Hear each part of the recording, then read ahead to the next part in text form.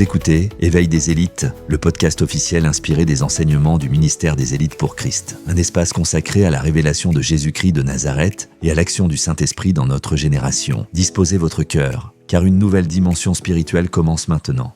Aujourd'hui, j'aimerais parler à une personne qui a déjà beaucoup essayé. Tu as prié, tu as travaillé, tu as persévéré, tu as recommencé après plusieurs échecs, et pourtant, il existe encore un domaine de ta vie qui semble résister à tous tes efforts.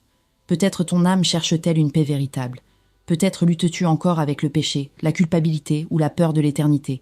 Peut-être travailles-tu énormément, mais le manquement, les dettes et les difficultés semblent toujours revenir. Alors une question se lève. Que faire lorsque tu as voulu, lorsque tu as couru, mais que ta propre force ne suffit plus?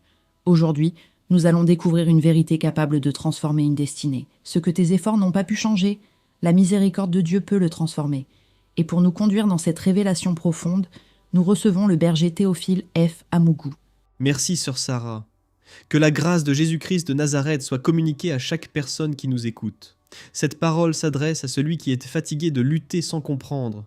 Tu as voulu, tu as couru, tu as fait des efforts.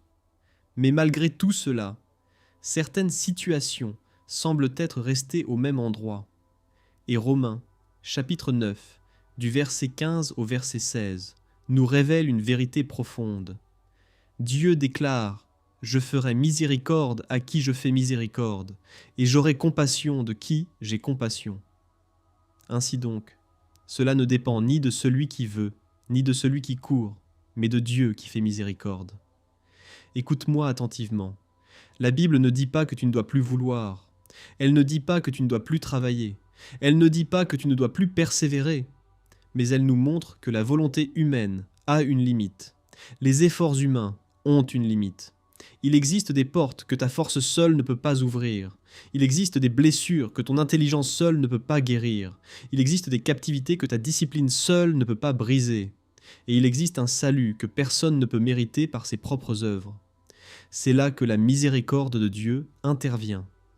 La miséricorde, c'est Dieu qui vient te rencontrer là où ta force s'arrête.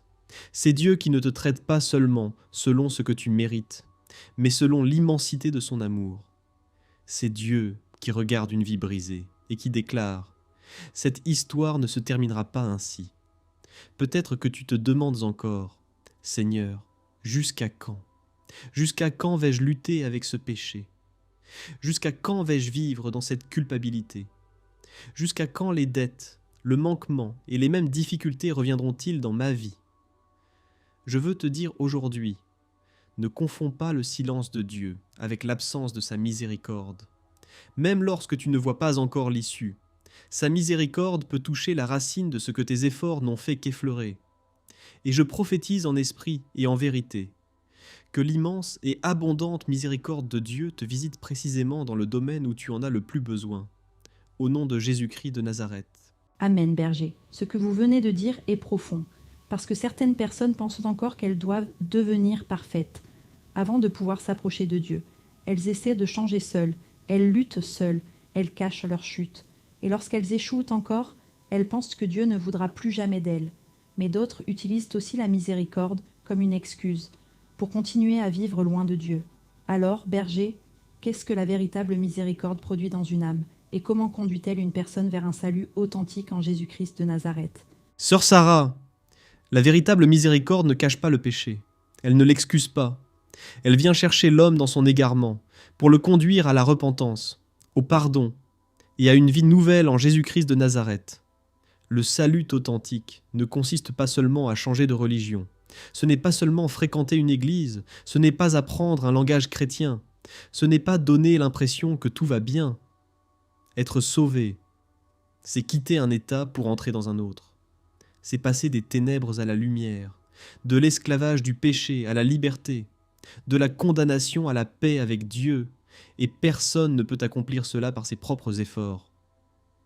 Tu peux essayer de corriger certaines habitudes, tu peux cacher certains combats, tu peux donner une bonne image aux hommes, mais seul le sang de Jésus-Christ de Nazareth peut purifier profondément ton âme. Voilà pourquoi la miséricorde de Dieu est indispensable. Elle te montre que tu étais perdu, mais elle ne te laisse pas perdu. Elle te révèle ton péché. mais elle te montre aussi le Sauveur. Elle t'appelle à renoncer à ce qui te détruit, puis elle te donne la force de commencer une nouvelle marche. Écoute-moi attentivement. La miséricorde n'est pas une permission de continuer dans le péché. Elle est la main de Dieu qui t'en retire. Elle ne te dit pas « reste comme tu es ». Elle te dit « viens à Jésus-Christ de Nazareth, reçois son pardon et laisse le Saint-Esprit transformer ta vie. » Et si aujourd'hui tu te demandes encore « suis-je réellement sauvé ? Est-ce que Dieu peut encore me recevoir ? » La réponse se trouve dans sa miséricorde. Ne fuis pas sa présence. Approche-toi avec vérité. Confesse ce qui doit être confessé. Abandonne ce qui doit être abandonné. Et reçois la grâce que tu ne pouvais pas acheter, ni mériter, ni produire par toi-même.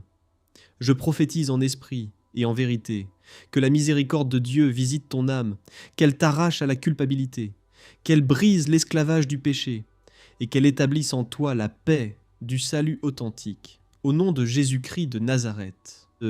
Amen. Berger, nous venons de comprendre que la première manifestation de la miséricorde concerne le salut authentique de l'âme, mais le message touche aussi une autre souffrance très réelle, le manquement, les dettes, les projets qui commencent, puis s'effondrent, l'argent qui entre, mais disparaît sans produire de fruits durables.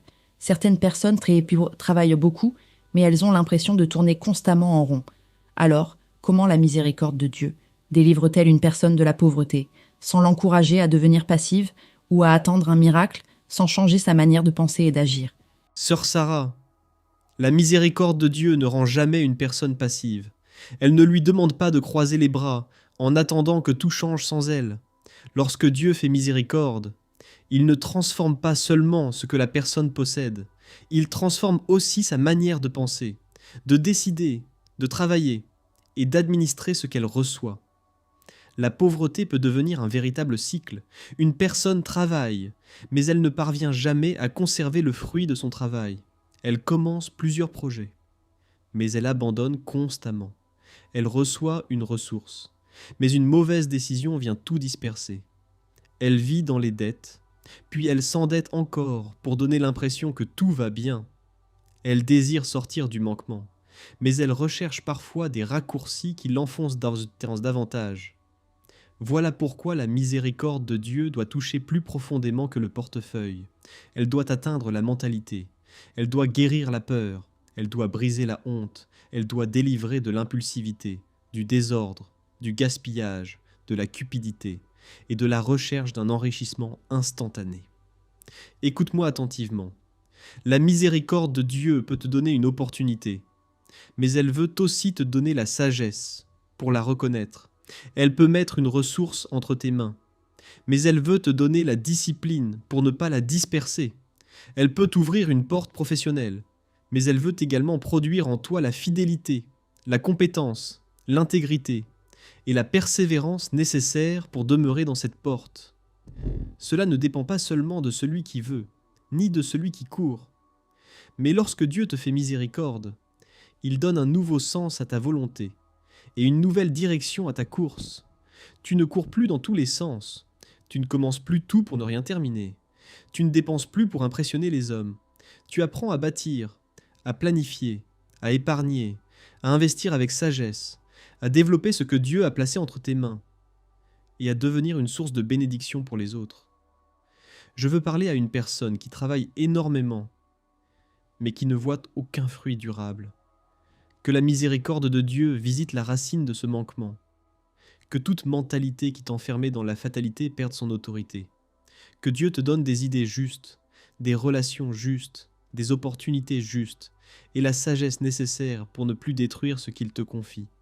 Tu ne tourneras plus éternellement en rond. Ce que tes efforts désordonnés n'ont pas pu produire, la miséricorde de Dieu va commencer à le transformer, en te donnant une nouvelle intelligence, une nouvelle discipline et une nouvelle manière de bâtir. Au nom de Jésus-Christ de Nazareth. Amen, berger. Nous comprenons donc que la miséricorde de Dieu ne remplace pas notre responsabilité. Elle nous sauve, elle nous relève, et elle transforme aussi notre manière de vivre. Mais une personne pourrait maintenant se demander comment se positionner devant Dieu pour recevoir cette miséricorde. Faut-il multiplier les efforts, faire davantage de promesses, ou simplement reconnaître que nous avons atteint nos limites et nous abandonner sincèrement à Dieu. Berger, quelle attitude ouvre réellement notre cœur à la manifestation de l'immense et abondante miséricorde de Dieu? Sœur Sarah, la miséricorde de Dieu ne s'achète pas, elle ne se négocie pas, elle ne se manipule pas par de grandes paroles, et personne ne peut dire « J'ai suffisamment souffert, Dieu me doit maintenant quelque chose ». Non, la miséricorde demeure un acte souverain de Dieu, mais il existe une attitude qui rend notre cœur disponible pour la recevoir. La première attitude, c'est l'humilité.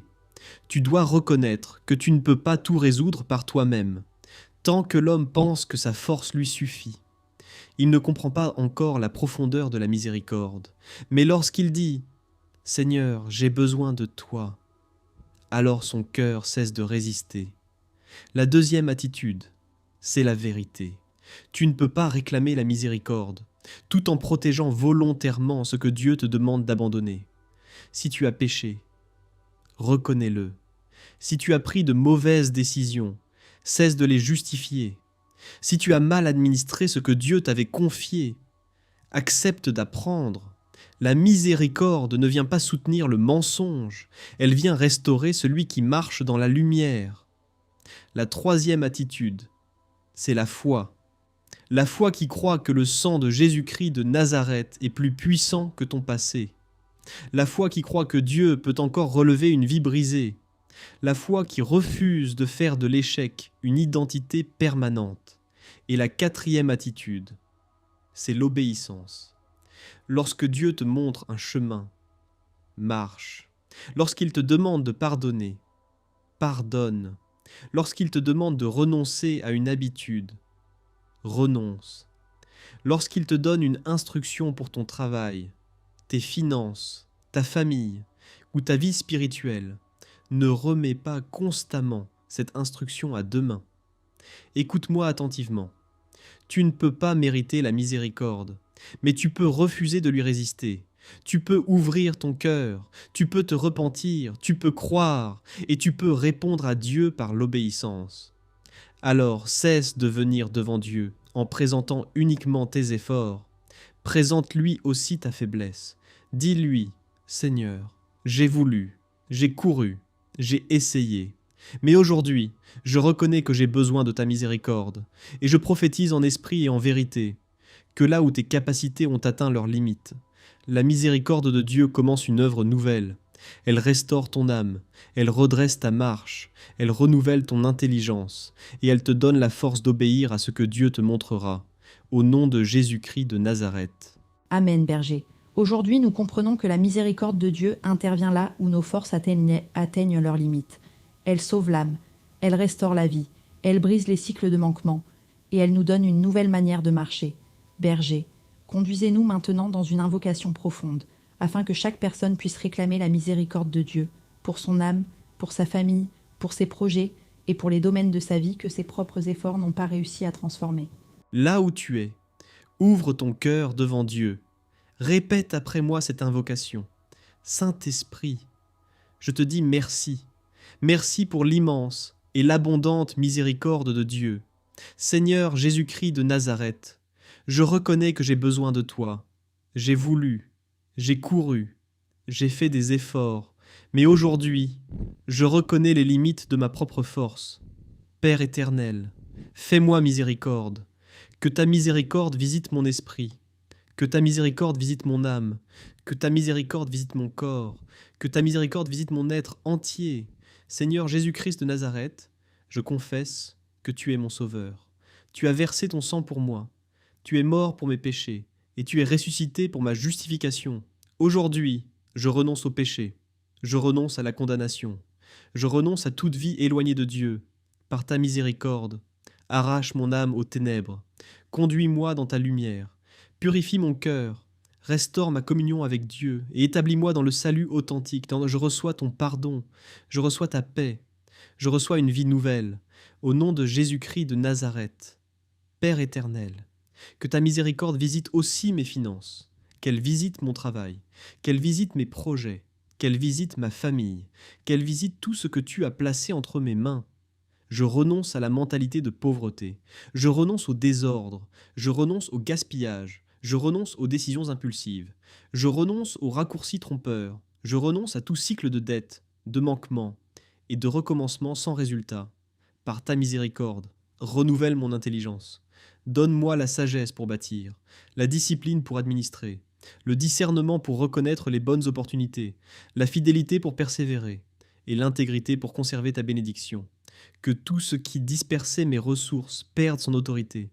Que tout ce qui détruisait mes projets soit renversé. Que toute confusion dans mes décisions disparaisse. Au nom de Jésus-Christ de Nazareth, je déclare que je ne tournerai plus constamment en rond. Je ne serai plus dominé par la peur du lendemain. Je ne serai plus esclave du manquement. La miséricorde de Dieu m'enseigne. La miséricorde de Dieu me relève. La miséricorde de Dieu me transforme. La miséricorde de Dieu me conduit. Seigneur, ouvre les portes conformes à ta volonté. Connecte-moi aux bonnes personnes. Donne-moi les idées justes. Apprends-moi à travailler avec sagesse, à conserver avec discipline, à développer avec patience et à partager avec amour. Je confesse en esprit et en vérité que ce que mes efforts n'ont pas pu changer. La miséricorde de Dieu commence à le transformer. Mon âme est visitée, ma famille est visitée, mes projets sont visités, ma vie est visitée par l'immense et l'abondante miséricorde de Dieu. Au nom puissant de Jésus-Christ de Nazareth. Ainsi soit-il. Amen. Amen. Aujourd'hui, retiens cette vérité. Ce que tes efforts n'ont pas pu changer, la miséricorde de Dieu peut le transformer. Elle vient sauver ton âme, restaurer ta marche, renouveler ton intelligence et briser les cycles de manquement dans ta vie. Écris en commentaire. La miséricorde de Dieu transforme mon histoire. Partage cet épisode avec une personne qui lutte depuis longtemps et qui a besoin de comprendre qu'elle ne dépend pas uniquement de ses propres forces. Merci d'avoir écouté Éveil des élites. Que la souveraineté du Saint-Esprit soit établie dans les nations. Shalom.